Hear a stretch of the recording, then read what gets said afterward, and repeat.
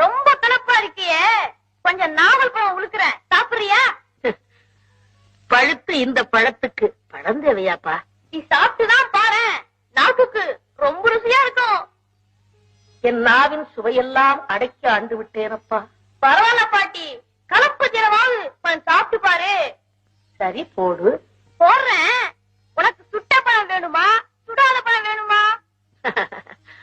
அது என்னப்பா, பழத்திற்கு கூட சுட்ட பழம் சுடாத பழம் இருக்குதே, உனக்கு தெரியாதா? சரி, சுடாத பழமாத்தான் போடு. சுடாத பழம் வேணுமா? போடுறேன் போடுறேன்.